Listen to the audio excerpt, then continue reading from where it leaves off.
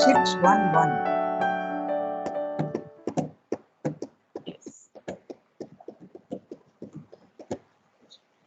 So today maybe Archana, if she has the text, you can start. Yes, yes, Rangada. Of course, I can read now. Yeah.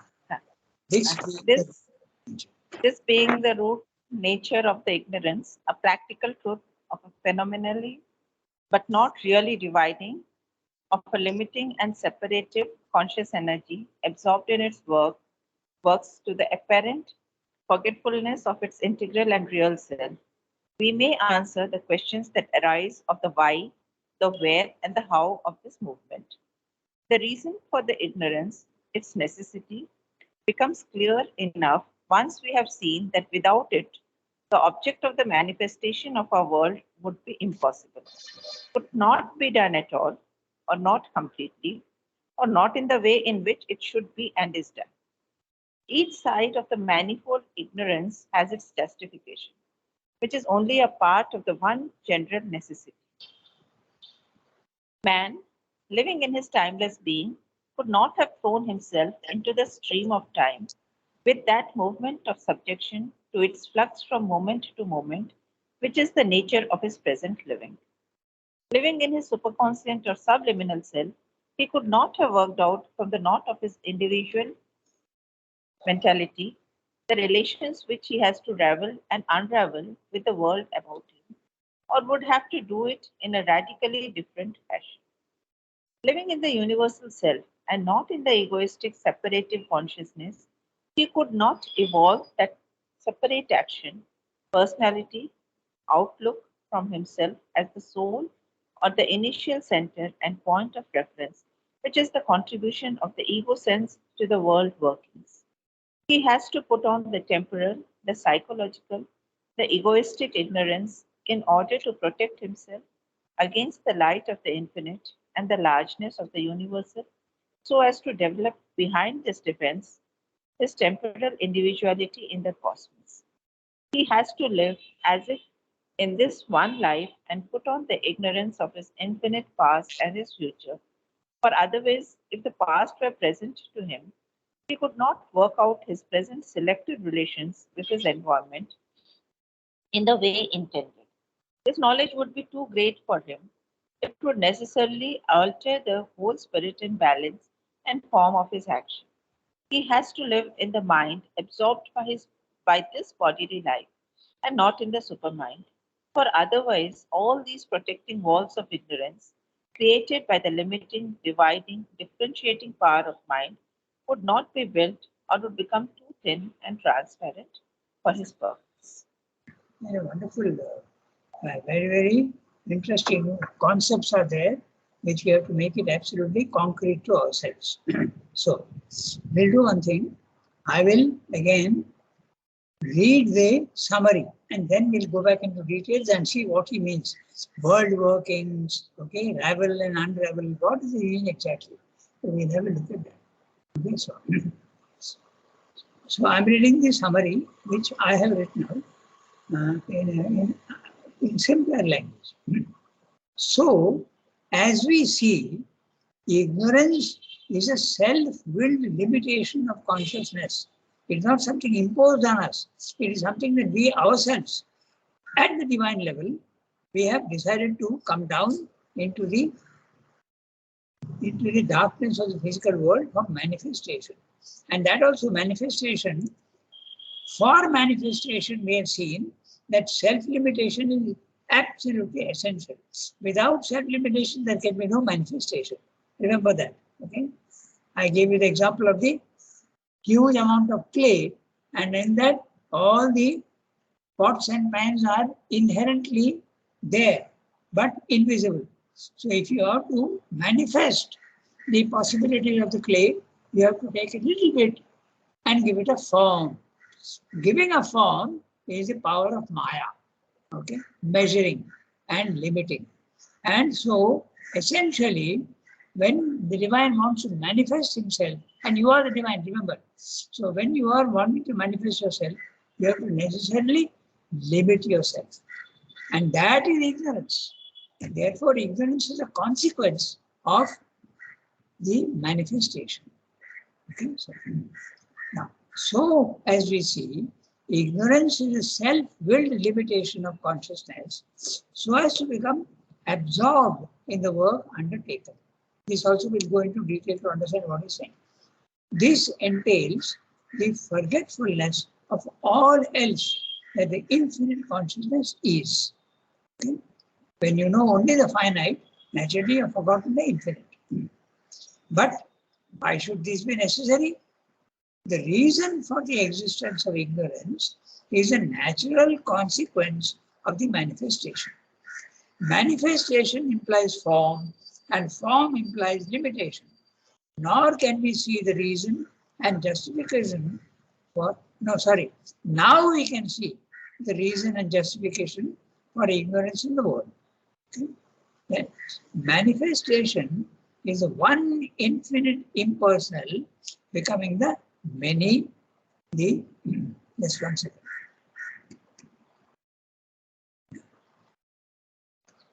We are defining what is manifestation.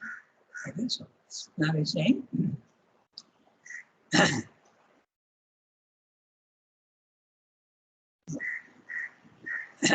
this sentence forgets all that we are. In short, infinite consciousness becomes finite consciousness in manifestation. But why should this be necessary? The reason for the existence of ignorance is a natural consequence of the manifestation. Manifestation implies form, and form implies limitation. Now we can see the reason and justification for ignorance in the world.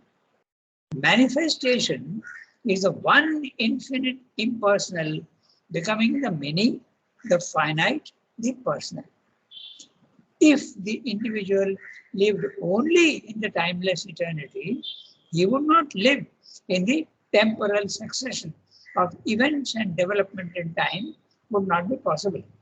Evolution would not be possible. Because evolution is possible only when there is time and limitation. So it would not be possible. If the individual lived in the subliminal or the superconscious oneness, how could he have relations with the many and work out harmony in the multiplicity? So these are the arguments to make you understand the necessity of manifestation and therefore the necessity of ignorance and limitation. If the individual were the universal self, egoistic consciousness would not exist and self-development would not be possible. But now another question. But why at all manifestation? Why to manifest? Why not remain content with what you have? Because you have everything. This question is impossible to answer at a mental level, but a few indications and hints can be given. Okay? Logically, impossible to explain why it was necessary for the divine to manifest himself. But there are indications which can make you extend your logic and understand the need of manifestation. Number one, the enjoyment of a challenge is inherent in man. All obstacles need to be conquered. Not all men, but the men at the highest level, whenever you see a challenge, there are enough people to take up the challenge and try to do what you have been challenged for. Okay. The enjoyment of a challenge is inherent in man. All obstacles need to be conquered. All problems need to be solved. This is the adventure of consciousness.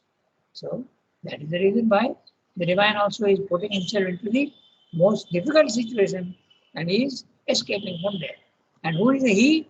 You, me, and 8 million or 9 billion people on earth. Each one is a divine. Putting this challenge to himself. Unconsciously, he has forgotten that he has put this challenge to himself. And then he starts cribbing and complaining about pain and suffering. Okay? Because he's forgotten. Then second reason, the one desired to be many. This is the second reason. The one desired to be many. But why should he be many? Because manifestation becomes imperative. Okay? Manifestation means limitation of form. The one becomes the many. If the one is infinite, then where's the many? Where's the manifestation? There's no manifestation. For manifestation, you must have limited forms, which necessarily means the many. Okay. Third reason, the nature of Satchidananda is infinite. Okay. So all infinite contains all the finites. That's the reason. Okay. So now, with this background, we'll start reading each sentence and we'll see what he's saying. Okay.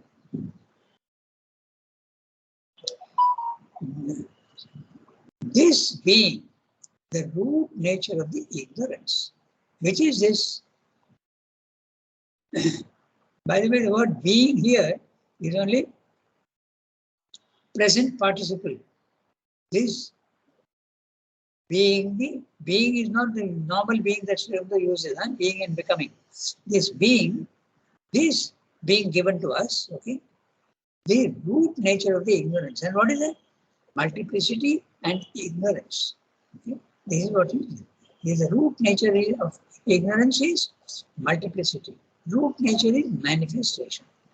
A practical truth of a phenomenally, but not really dividing, of a limiting and separative conscious energy absorbed in its works with the apparent forgetfulness of its integral and real self.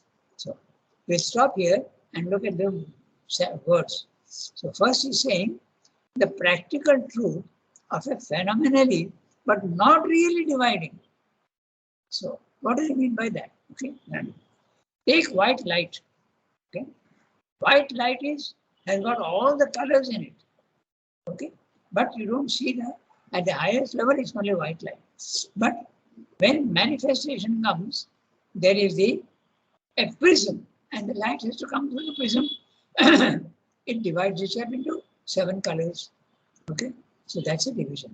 So it is the prism is a supermind, and the prism, the supermind, is seeming to divide actually, but actually it is not dividing at all. Okay, you are seeing it as divided because you go into the cosmic consciousness, you see that there is no division at all. Everything is one. You see that. So it's your limitation of consciousness that is making you see the division. Okay, limiting and separative conscious energy absorbed in its works. Now, what does he mean by this? Absorbed in its works. There is consciousness and there is energy. But at this level, at the lower level, what is happening is consciousness is plunging itself into the energy and hiding itself there. That's what it means, absorbed in its works. The energy is doing work. It is doing all sorts of things. It is creating and it is also flowing. The water is flowing, the sunlight is coming, all this is works. But the energy is plunging itself into it and hiding. Okay? Absorbed in its works. It is there in the energy, but you don't see it. That's it. Really dividing. That's why. To the apparent forgetfulness of its integral and real self. So, you are forgetting who you are. Why? Because you have one has become the many, and you are identifying itself with one of the many. Even in you, there is a body, life, and mind. And sometimes we are concentrating only on one, but we are forgetting that there is a soul deep inside you. Okay? You have divided yourself from the oneness. That's what it says. Of a limiting and separative conscious energy absorbed in its works. Now, what happens when you go to the higher level? There, the energy gets absorbed into the consciousness. So it is the opposite. In one, the real man is hiding in his clothes. And at the higher level, the clothes are disappearing and going into the real man. You see only the real man. Okay? You can think of it like that. It is works in apparent forgetfulness. Why apparent? Again, you remember that image of the actor. Okay? So, when the actor is coming on the stage, And what is the stage? The physical world. And who is the actor? The self, the individual self. When the individual self comes onto the stage of the universe, he is putting on a drama. He is doing a drama. He is forgetting and he is playing the part of what he is in body, mind, life. Okay? He identifies himself with the body, mind, life. Just as the actor identifies himself with the character that he has to play. Okay? So that's why. Forget real. Now we are saying, once we know this, we may answer the questions that arise of the why, the where, and the how of this movement. So the why he has already given us a hint, because manifestation implies limitation and form making. The where, at which level is it? Is it at the physical level that the division is occurring? Is it at the spiritual level? Is it at the overmind level? Is it at the supramental level? Or is it starting right from the highest level?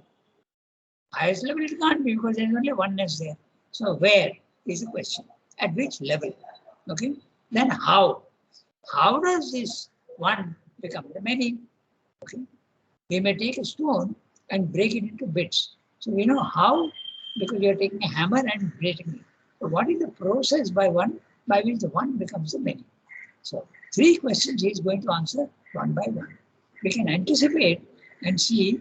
I'll give you also a preview so that it becomes easy to understand. So let's take up first the why. The why is very clear. He has himself explained to us. The one wants to become the many and he wants to manifest himself. So when he wants to manifest himself, he has to become the many.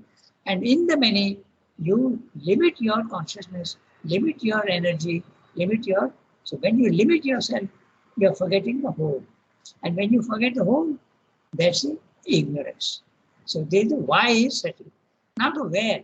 The where, he will go on analyzing and he will tell you, let us examine.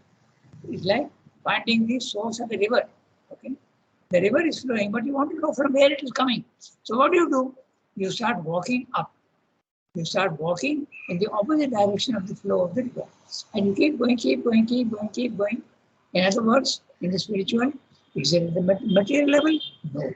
Is it at the life level? No. Because you don't have knowledge there. Then your mental level, there also no. Then you go to the spiritual level, higher mind, element mind, intuitive mind, overmind. Then suddenly at the overmind level, you see that even then you don't see.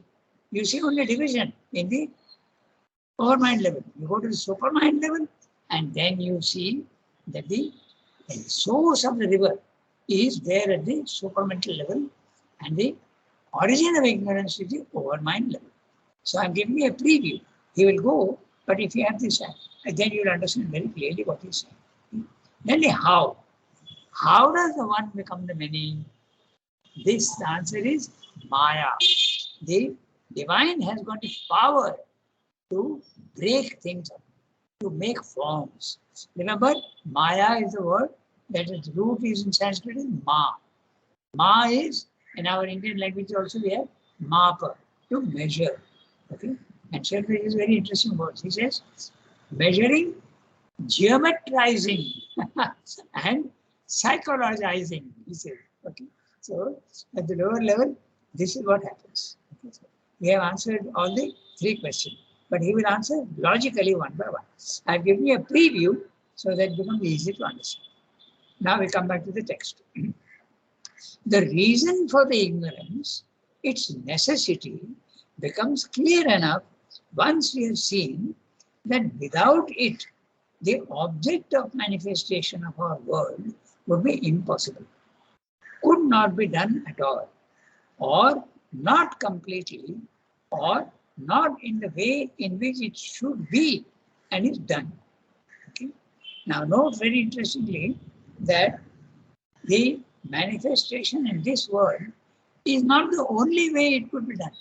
The divine is infinite power. He has infinite power and he can do it in any way he wants. So it is very, very possible that manifestation has taken place in other universes, in our physical universe itself. There could, he says that very clearly in other places. He says that the divine is not bound to create manifestation exactly as it is here in our universe. It could be something quite different. Okay. So, but here, once the data is given, you have to stick to it. This is a law made for this universe.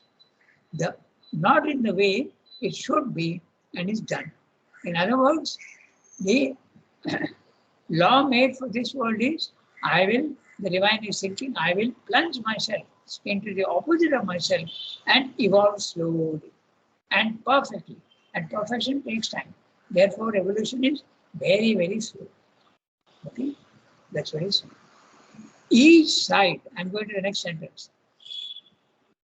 Each side of the manifold ignorance, manifold means when there's many, manifold ignorance has its justification, okay, which is only a part of the one general necessity.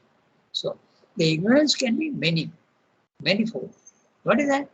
Ignorance in the mind, ignorance in the vital, ignorance in the physical.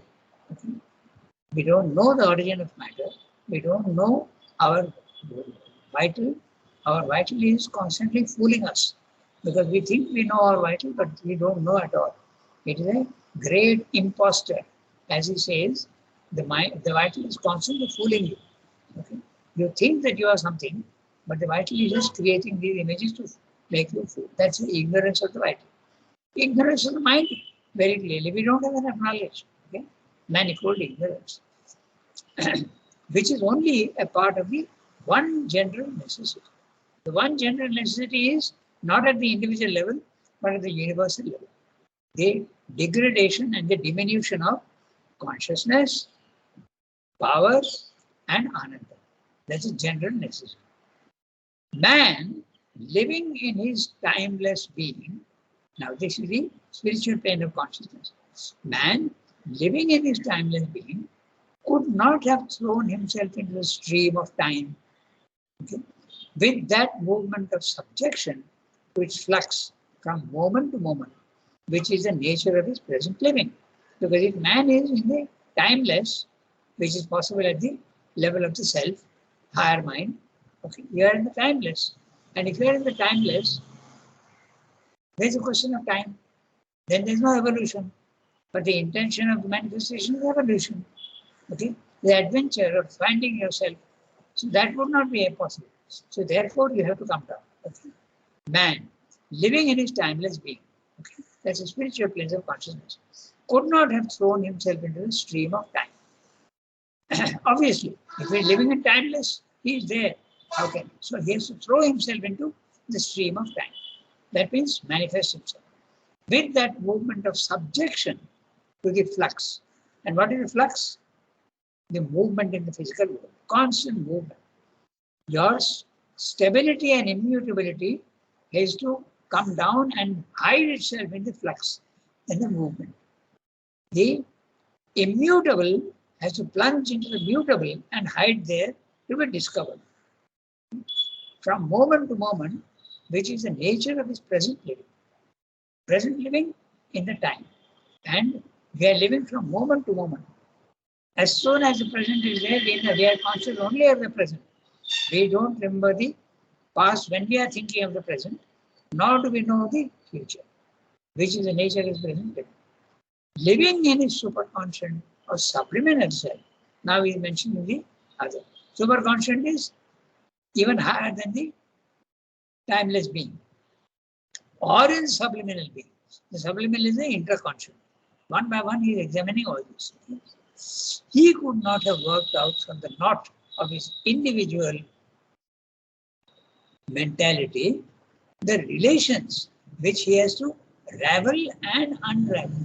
Now, what is meant by ravel and unravel? First of all, tangle and disentangle. Okay, so tangling is all mixing and getting together, and you have to disentangle. This is in the yogic process, you have to make a difference between your body, your vital, and your mind. Can we do that now? Absolutely not.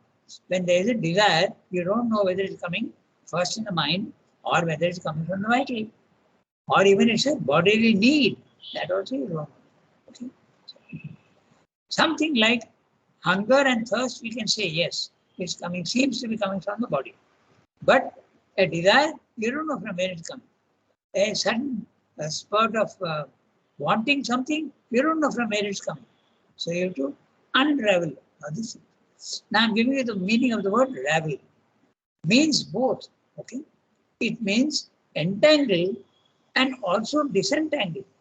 That's an interesting word because in Sanskrit there are many words which mean opposite things, but in English that's not so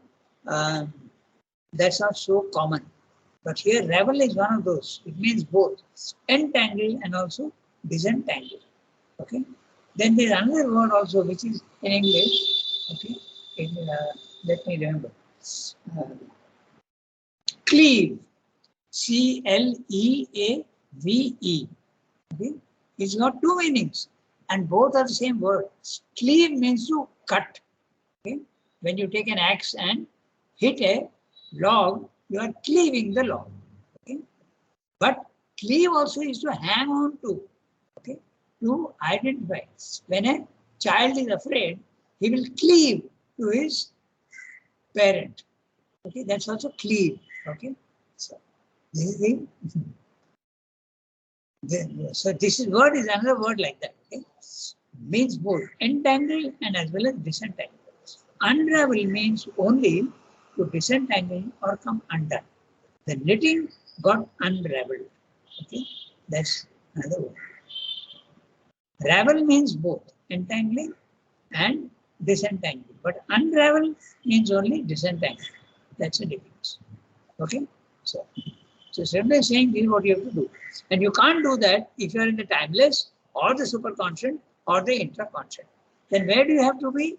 You have to be in the level 1, the physical world. Okay, so this is what he's saying. With the world about him, or would have to do it in a radically different fashion. Living in the universal self and not in the egoistic separative consciousness, he could not evolve that separate action. Obviously, when you are in the immutable, you are static. So if you are static in the immutable, there is a question of changing, and change would mean evolution. So you have to necessarily come down into the physical world to evolve. So, because that's the intention in the physical world. It's a challenge the divine has created this world in this manner. I want an adventure, and my adventure will be, I will plunge myself into the opposite and evolve back again. However slowly or however fast, that depends on the conditions as they appear to me at that time. So this is what he's saying. So now, he could not evolve that separate action. Personality, outlook from himself as a soul and initial center and point of reference, which is a contribution of the ego sense to the world workings. If you want manifestation, you have to come down to time. The one has to become the many, and therefore ego comes into the picture. As soon as you go to the spiritual levels of consciousness, ego disappears. So ego is the one that ensures the ignorance and the many. That's what he's saying. He has to put on the temporal, the psychological, the egoistic ignorance in order to protect himself. Now here another very interesting, the why also. Okay, there is another answer to the why. He has to put on the temporal, the psychological, the egoistic ignorance in order to protect himself against the light of the infinite and the largeness of the universal. Man is so small, just imagine if a tsunami comes, only it's a physical force, but it completely finishes you. An earthquake, okay, what does it do? It's only physical, it's not even spiritual. Okay? But the vastness of the universe is so large that you will be swept away. Therefore, you have to protect yourself. You have to protect yourself, the ego is protecting you. There is a very interesting phrase in the Mother, okay, which is there, and this also explains.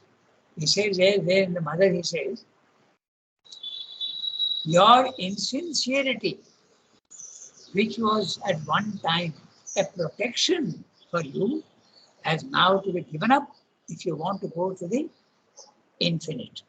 So this is there in the mother. Okay. So this also explains your insincerity, your limitation is actually protecting you. Otherwise, you'll be swept off your feet. Okay. So you have to prepare yourself to be swept off your feet, and that is the evolution. Okay. So, it's very obvious. You can be, even at the physical level, you will be swept away. The tsunami came and 100 people died in Pondicherry alone. Okay, in Pondicherry, that Kuchikupam area. Okay? 100 drownings were there. And that also what? The water only came up to the height, about the head height. And then 100 people died. Okay? And withdrew immediately, of course. The water came up, did its damage and went back again. So if that can be there only at the physical level, how much more you'll be swept off by the temperature in the sun, the movements of the planets moving through the stars. You'll be nowhere. So you have to protect yourself.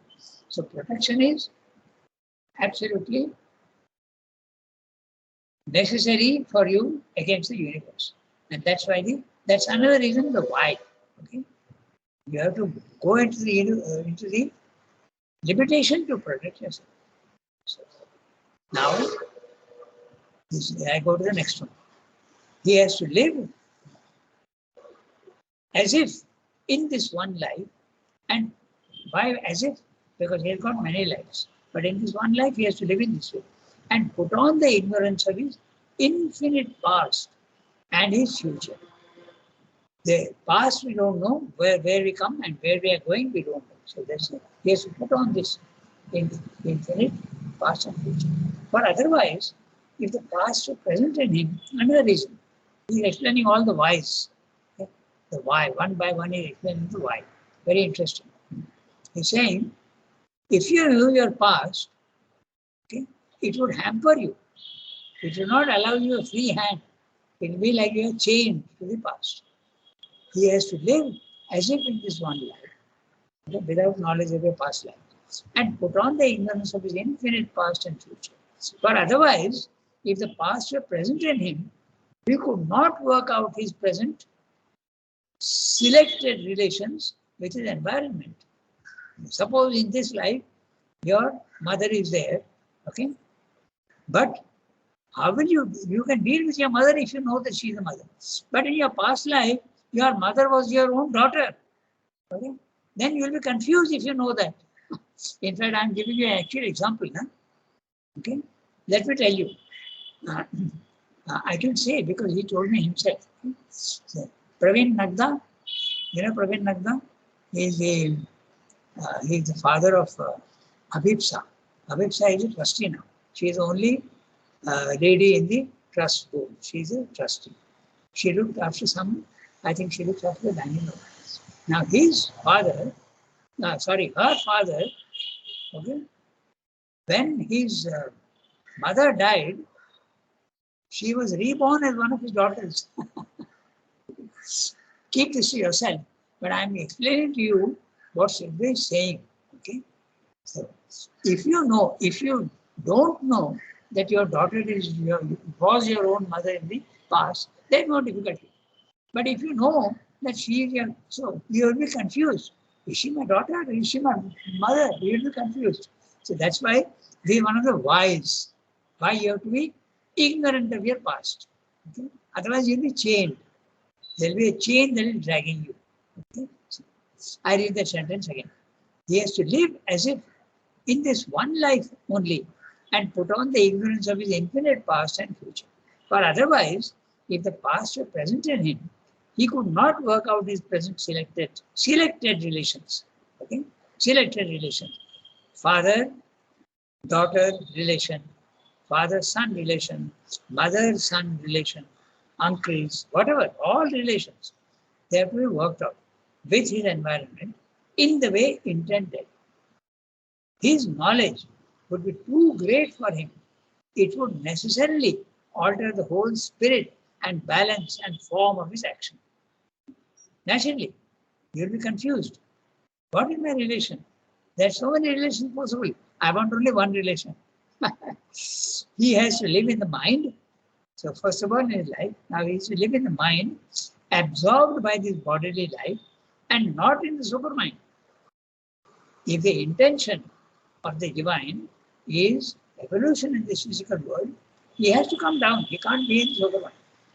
For otherwise, all these protecting walls of ignorance created by the limiting, dividing, differentiating power of mind would not be built or would become too thin and transparent for his purpose. And what is his purpose? Precisely that. Evolution, the challenge, the adventure of consciousness. Okay? So they have tried to go into and see what's saying. Okay, very interesting, what he's saying. So 8:36, we have 4 minutes only for 8:40. But very interesting para, and you can see the necessity of ignorance. They feel that ignorance is something negative. It is limiting you.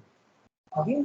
And for all practical purposes in the physical world, yes, ignorance is an enemy, but it was a necessary enemy to create the possibility of evolution. There what is. So how big is the next para? I think we can't. Maybe 2. Yeah, we'll do this tomorrow. It's a very big para. Okay, so tomorrow, Thursday, that purpose. Now we explain to you the purpose of the evolution. Okay, there were only 3 minutes, so we can't, unless there's some question, then we can deal with the question. I hope you followed all his arguments. It is very interesting. The necessity of ignorance, the necessity of, but only in this physical, in this world. Elsewhere, he could have done something altogether different. Okay? There are so many games. Huh? When you play a game, there are rules for the game. So the game here is evolution, and the rules are all fixed by the divine. He's not going to change the rules. If he wants to change the rules, we'll have to create another universe somewhere else, another game. There are different games. Okay? This is what he's saying. So tomorrow we'll do that purpose for which. Okay? Okay. Merci beaucoup. Okay. Thank you, Rangaga. Thanks, Rangaga. Wow.